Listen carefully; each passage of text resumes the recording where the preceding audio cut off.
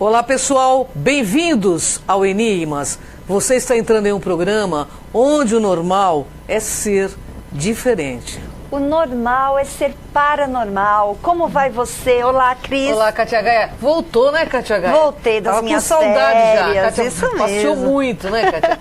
Muito bom, muito bom. Mas é um prazer imenso estar aqui em 2018, Enigmas repaginado. Será um prazer estar com vocês e nossos convidados semanais. E só gente séria trazendo assuntos sérios para você refletir, que é o mais importante. Porque é através da reflexão que a gente começa a mudar as nossas posturas no dia a dia. Não tenha dúvida sobre isto.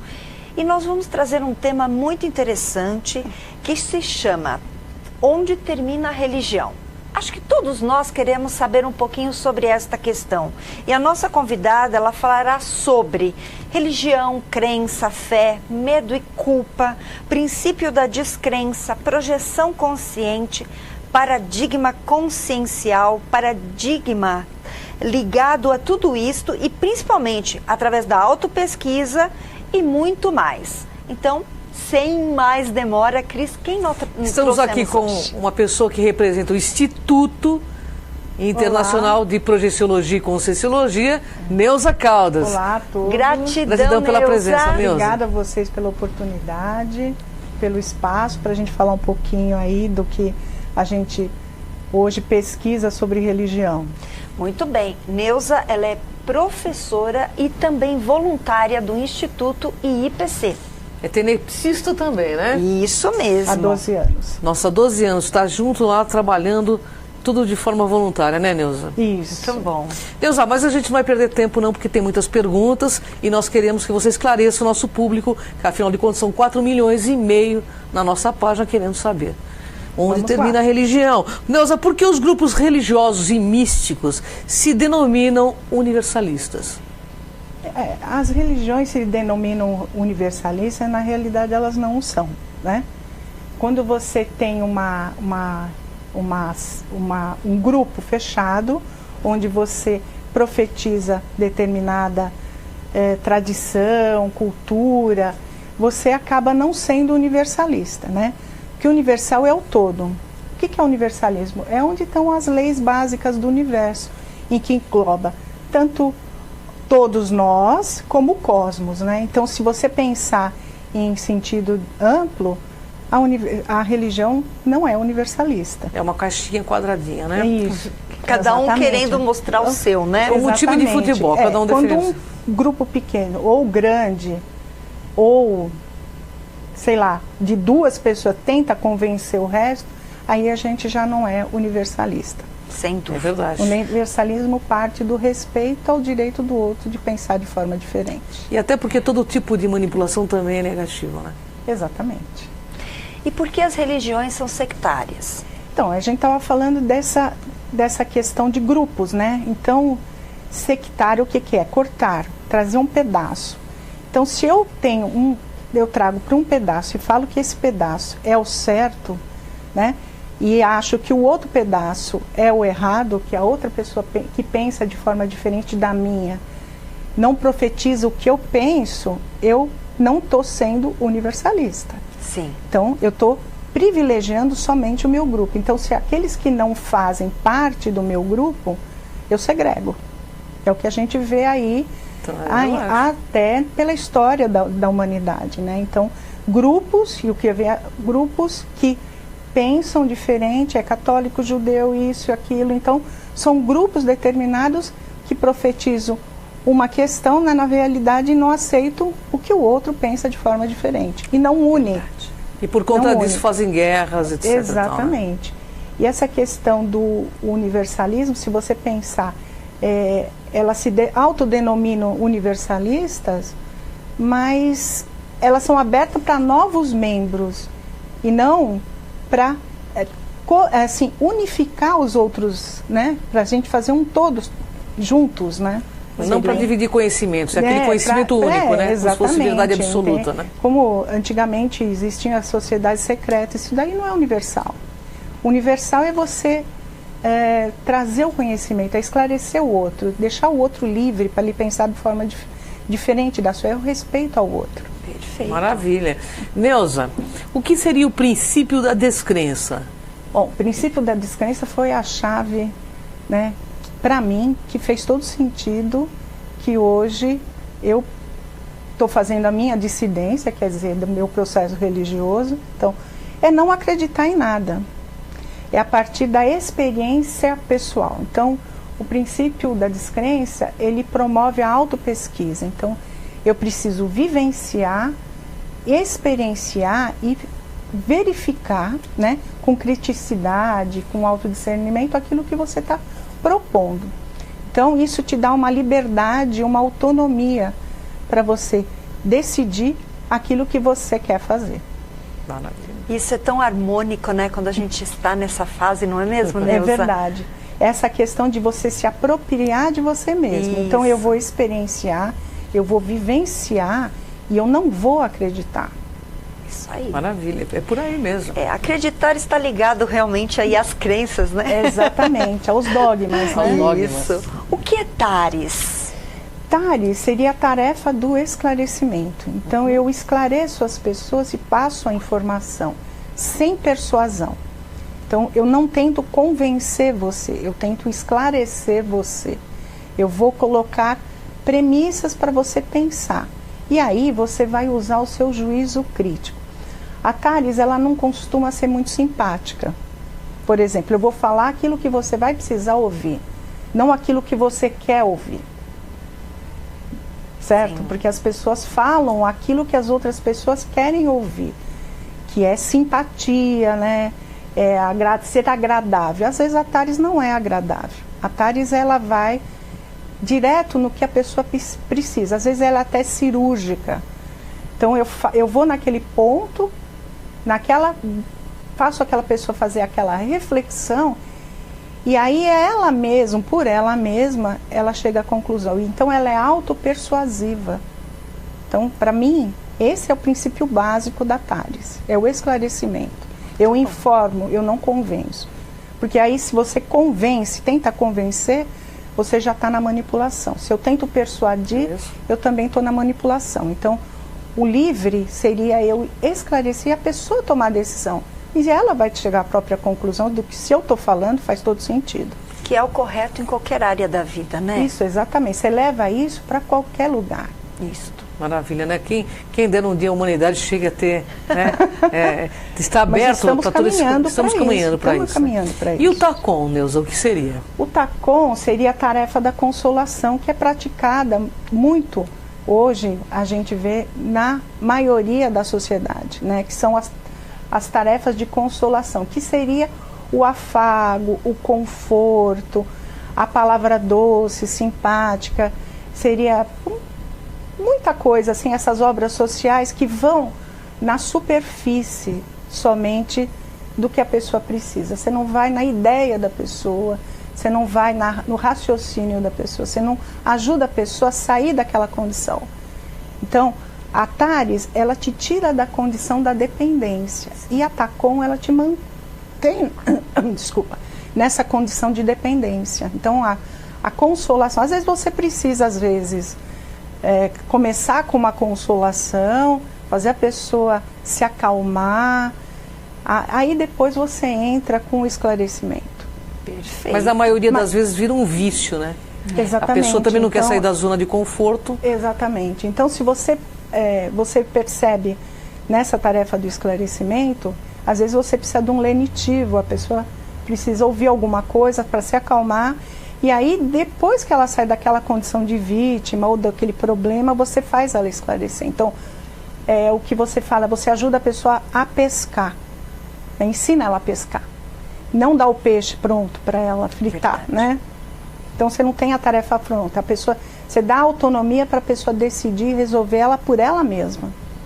Isso, muito bom. E isso é o que ocorre na maioria das religiões, seria a tarefa de consolação, né? Exatamente, porque ela é mais simpática e aí eu consigo trazer mais pessoas, porque eu falo aquilo que a pessoa quer escutar, não o que ela precisa escutar. E com isso, essas consciências vão ficando amarradas nesse processo, sem sair do lugar, estagnadas. Assim, enquanto a pessoa quer só, por exemplo, ela quer ficar só na condição de receber, de ser assistida, de ser afagada, e que ela acha que ela ainda está nessa condição de precisar, ela vai continuar sendo manipulada. A partir do momento que ela toma as rédeas da própria existência e fala assim, não, eu tenho autoconfiança, eu sou dona de mim, eu vou vencer esse desafio que a vida está me propondo, e aí eu saio dessa condição de manipulação. Sim. Então, determinadas pessoas querem permanecer nessa condição.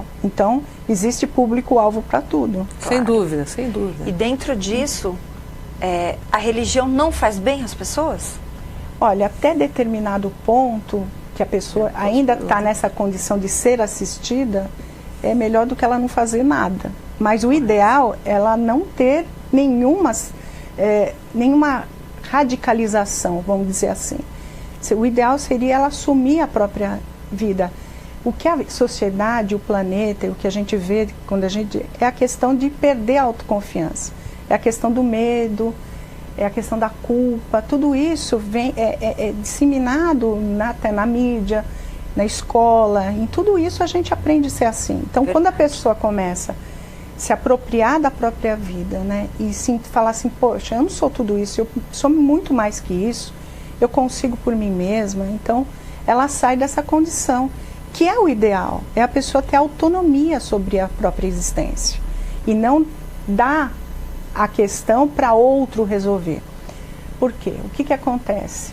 No processo religioso, você traz a escolha para o outro, você terceiriza, então é o fulano, é o guru, é o sábio, é o padre, é o pastor, então o santo, seja lá o que for, você terceiriza a responsabilidade. E por que as pessoas terceirizam as suas próprias escolhas assim? Então, a pessoa terceiriza porque às vezes ela não quer se assumir, ela não quer enxergar por ela mesma que a responsabilidade única e exclusiva por aquela condição que a gente vive naquele momento, e me ponho nesse meio também, é responsabilidade nossa, de ninguém. E eu não posso dar para uma outra pessoa a responsabilidade que é minha. Mas eu preciso culpar alguém se não dá certo, exatamente, né? Então, se dá certo, mais fácil, né? Se dá certo, ai que bom, né? Foi porque eu merecia. Foi Deus que quis. O fulano quis, o outro intercedeu. Ou, se não deu certo, eu falo, alguma coisa, então, alguém me amaldiçoou, alguém me jogou uma praga. Sempre é o outro, né, o culpado, né? Então, é sempre um terceiro, nunca ela mesma, que a tua escolha reflete no teu... Você é responsável por ela, nas consequências, né? Não é questão de culpa, nem crime, nem castigo, nem inferno, nem céu. É questão de responsabilidade. Você vive as suas responsabilidades. E dono das suas escolhas. Sem dúvida nenhuma. Agora uma pergunta muito interessante. A fé cura? Então, quem cura é a medicina. Se a gente for olhar, o que acontece? A pessoa, ela que acredita, né, ela se apropria de uma coisa, né, que ela acha que aquilo vai fazer a cura dela. Então, o que acontece? A pessoa começa a mudar a forma de pensar. Vamos lá. Que aqui nós consideramos um neologismo, que é a pensenidade, pensamento, sentimento e energia, que é indissociável. Então a pessoa muda o padrão dela de energias, ela começa a pensar positivamente, ela começa a promover ações que vão promover a cura.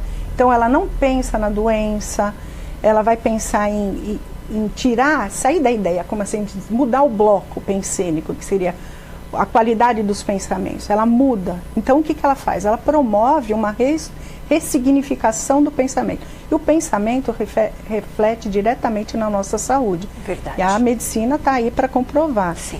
A gente pode falar das doenças psicossomáticas que são reflexo do sentimento que a pessoa, das angústias. A partir do momento que eu me aproprio, né? Então a pessoa pensa que eu fui o santo e o fulano, o ciclano que me curou. Na realidade foi ela mesma. Por quê? Porque era a força dela, ela promove a autocura. Nem sempre isso acontece. Então a gente às vezes vê casos de doenças terminais que a pessoa pensa que através da fé vai curar, é irreversível. Seria um efeito placebo, sabe aquele negócio de eu tomar, eu vou pegar a fé e vou me apropriar dela para eu poder me curar. E na realidade quem se cura é você mesmo. Não deixe de fazer tratamentos, exatamente. Então a pessoa fica mais lúcida quando ela está querendo vencer, então ela começa a questionar o médico, ela pega uma segunda opinião e aí ela vai indo, né? E ela não joga a responsabilidade na mão de ninguém, sim na própria autonomia da consciência. Muito bom. E aí as chances de se curar é muito maior. Exatamente. A gente não precisa ir muito. A gente vê isso em depoimentos de gente que venceu o câncer, de gente que venceu doenças aí pela própria positividade da pessoa, claro, né? Com certeza. Neuza, as pessoas precisam de religião para fazer o bem? Não, né? Não. Você faz o bem a qualquer... Você não precisa estar afiliado ou em qualquer lugar para fazer o bem. O bem é inerente à consciência, né? Nós viemos nesse planeta para sermos fraternos. Essa é a palavra. Então, é o desenvolvimento da fraternidade. A partir do momento que eu me preocupo no que pode acontecer para o outro, que eu faço as coisas não tentando prejudicar o outro, o que eu quero para mim é o melhor e seja o melhor para o outro, eu estou fazendo o bem de qualquer forma. Então, eu não preciso de religião. Isso é um princípio ético, eu diria um princípio cosmoética, que é a ética cósmica além da moral humana. Então, se eu tenho essa premissa de não prejudicar alguém, eu não preciso de religião para fazer o bem. Sem dúvida. Então eu não preciso ir ali e aqui. Eu faço o bem 24 horas por dia. O bem não é só num local. Eu faço o bem no trabalho, eu faço o bem na escola, eu faço o bem no trânsito. Você vai ser o seu máximo melhor possível a todo momento, né? O tempo todo, o tempo todo. A gente não precisa se esconder numa religião ou falar que tem uma religião para a prática do bem. Eu e Cris já vivenciamos situações de pessoas que eram, né, pessoas ali da alta hierarquia de alguns locais e não professavam o que falavam perante muita incoerência. as pessoas. Muita incoerência. Exatamente. Os religiosos são muito incoerentes, a maioria. Não vamos dizer que, né, são todos, porque toda regra deve ter sua exceção. A gente sempre tem todo tipo de pessoas, né? Então a gente vê o seguinte: às vezes a pessoa vai para um determinado local, vai lá, distribui sopa, faz um monte de coisa, chega em casa, chuta o cachorro, briga com o vizinho, faz cara feia para todo mundo. Engana o amigo, né? Engana o amigo, né? É uma pessoa antiética no trabalho, aceita qualquer tipo de cliente. Sim. Então aí, assim, o bem está em todas as... Olha, uma coisa de exemplo de bem, de ser bom, é não falar mal do outro. Eu acho isso uma grande virtude, viu? Verdade. Você não falar mal de ninguém. Aí você já começa a fazer o bem, nem pensar mal do outro. Isso é muito importante, muito legal. Você não conseguir pensar mal das pessoas, né? Essa é uma premissa. Isso é muito importante. Melhoraria demais. Se você para de começar a não pensar mal do outro, não falar mal do outro, já começa por aí, você já está fazendo um bem enorme para todo mundo. Sem dúvida. Não comentar. Você vai ter pensamentos mais de certos comentários. Com mais higiene cênica, né? Você se apropria, você tem uma força presencial que a ética, a cosmoética te dá uma força que é como se fosse um escudo. Eu me aproprio, eu tento ser o mais cosmoético possível em relação a tudo e eu vou adquirindo mais força naquilo que eu faço. Sim. Sem dúvida. Prática diária. Exatamente. São coisas simples, né? Sim, exatamente. O dia a dia, você vê uma coisa, só fazer, não pensar mal do outro, você já está sendo muito bom. Neuza, eu vou fazer uma pergunta para você, mas tem uma santa aguinha aí do seu lado. Toma. É o ar-condicionado. Não ter religião torna as pessoas insensíveis aos problemas da humanidade? Então, a gente acabou de falar isso, né?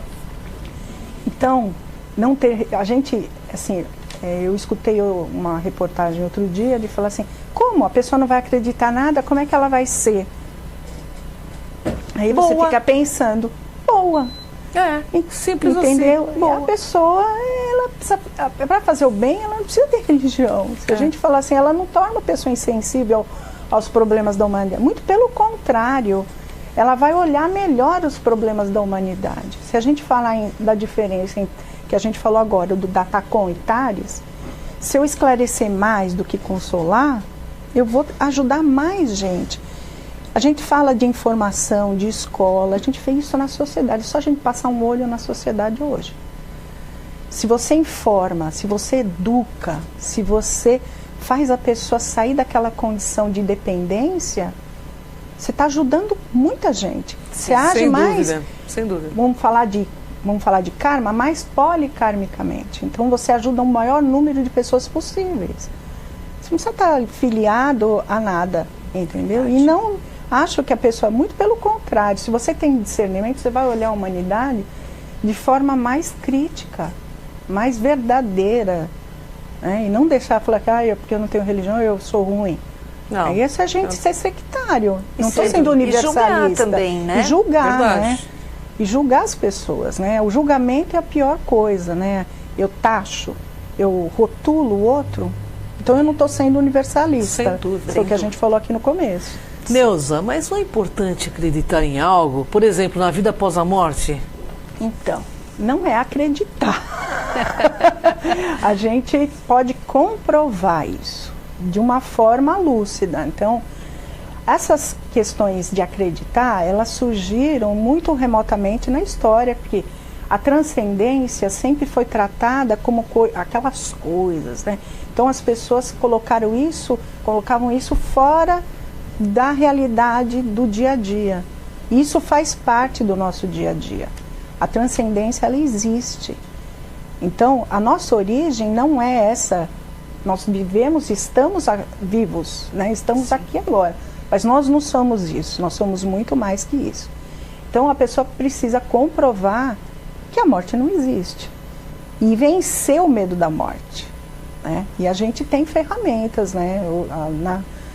Na conscienciologia, a gente utiliza a projeciologia, que é a projeção da consciência para fora do corpo físico, em que ela pode comprovar que ela é muito mais que aquilo. Que é fantástico, então, né? Se aí, a partir do momento que você sai do corpo com lucidez, percebe, sabe que você é aquilo tudo e que a morte não existe, então você ali comprovou. Então não precisa acreditar, é experienciar. E a experiência é autopersuasiva. A pessoa tem experiência, nunca mais ela esquece. Eu que o diga, porque hoje eu não acredito mais em nada. Eu tenho certeza que a vida transcende a morte. Eu tenho certeza absoluta. Eu acho que todos nós aqui. Com certeza. Bem, dentro das suas pesquisas, as pessoas precisam de religião? Não precisa, a gente falou a mesma coisa aqui agora, não precisa. A pessoa pode, eu acho que assim, a pessoa a partir do momento que ela começa, vou falar da minha experiência, que ela começa a criticar, ela começa a questionar algumas coisas e ver que aquilo não está preenchendo aquelas questões que ela traz, né? Que as questões da nossa natureza, para onde eu vim, quem eu sou, para onde eu vou, o que eu vim fazer aqui, e sentir aquele vazio, né, existencial, você começa a questionar, que fala assim, escuta, isso não está me trazendo as respostas que eu preciso. Então, a religião para mim foi até um limite que ela não me trazia mais respostas. E eu queria mais que aquilo lá. Eu queria estudar, eu queria crescer e precisava me entender. Então, eu fui buscar outras coisas e aí eu cheguei na conscienciologia e a palavra-chave para mim, que me abriu todo sentido, foi: não acredite em nada, tenha suas experiências pessoais. E a segunda, contra fatos não há argumentos. É verdade. Para mim é o que me pega. Então, estou de acordo contigo em gênero, número e grau. Fica essa dica para todos que seguem, né? Aí a pessoa quem segue sempre se perde também, né? Quem segue sempre se perde também. A questão. A gente não precisa de seguidor, né? Então quem quer seguidores, né? Quem quer seguir é porque quer seguidores. Eu não quero seguidores. Não. Eu quero as pessoas do meu lado, ombro a ombro trabalhando comigo. Não quero nenhum seguidor. E todos crescem, né? Exatamente. Aí todo mundo cresce juntos. Muito bom. Mais uma pergunta. Qual o problema, no seu ponto de vista, da crença religiosa? É a manipulação da consciência, né? Então eu quero convencer o outro que aquilo que eu estou falando é uma verdade absoluta. Se você tem uma verdade que ela é absoluta, é inverificável, quer dizer, você não pode comprovar e não pode questionar, então ali está perdido, né? Então, se eu não posso questionar, se eu não posso falar que eu não concordo, se eu não posso refutar, eu tenho que acreditar naquilo, pronto, e acabou, aí esse é o grande problema. E com isso eu tentar convencer a pessoa para quê? Para que ela continue na mesma condição de dependência comigo. Sim. Esse é o grande problema que as pessoas atravessam e que as pessoas ingenuamente, às vezes as pessoas tão ingênuas naquele processo, e às vezes não em nem maldade, são manipuladas e são levadas a pensar daquela forma. São verdades inverificáveis. Se a gente tentar pensar que as verdades podem ser mudadas, elas podem ser relativas e superadas por novas verdades, a gente vê isso ao longo da história. Claro, claro. Vamos falar que o planeta, todo mundo pensava que a Terra era chata. Que era plana, né? E que aí acabava o fim do mundo e a pessoa caía. Então, hoje a gente está vendo a evolução disso tudo. Então, o conhecimento, a ciência ainda é o melhor caminho, né? Para você superar essas dependências. Perfeito.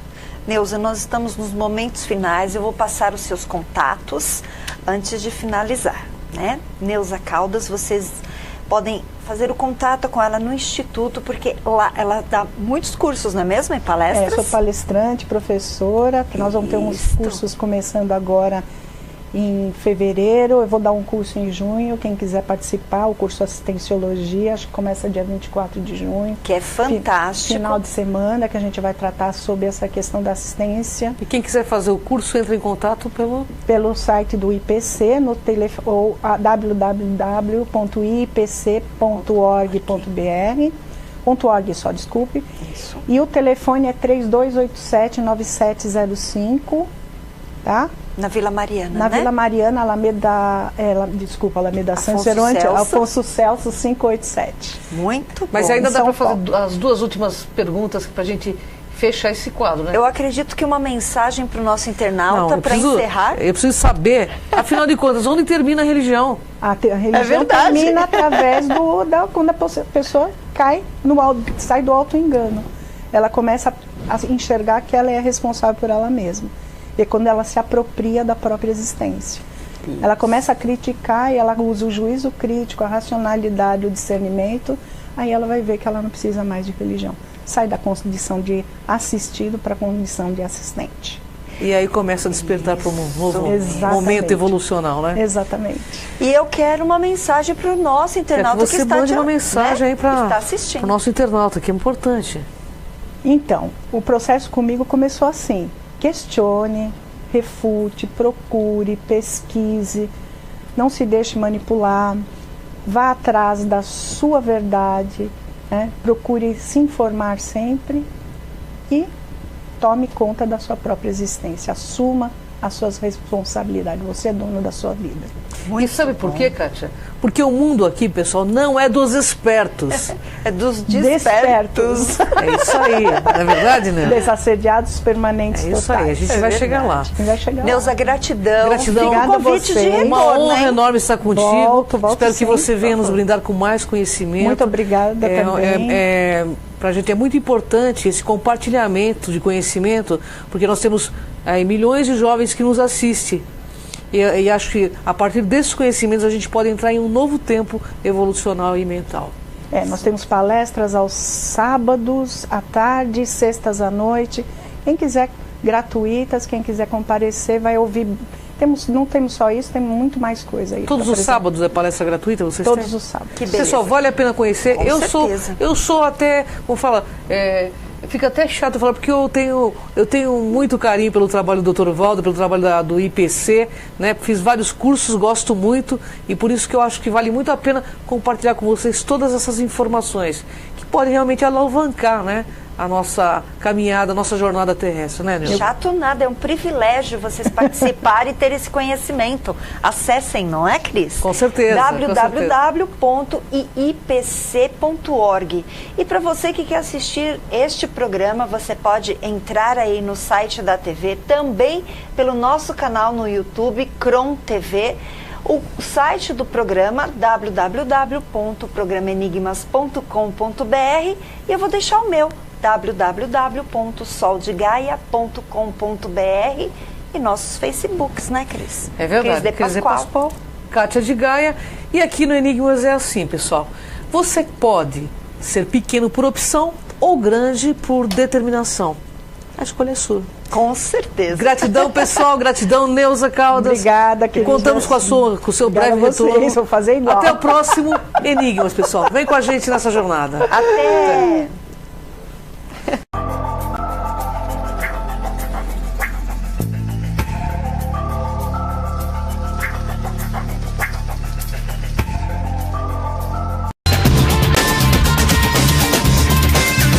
TV Grande ABC, de São Caetano para todo o planeta.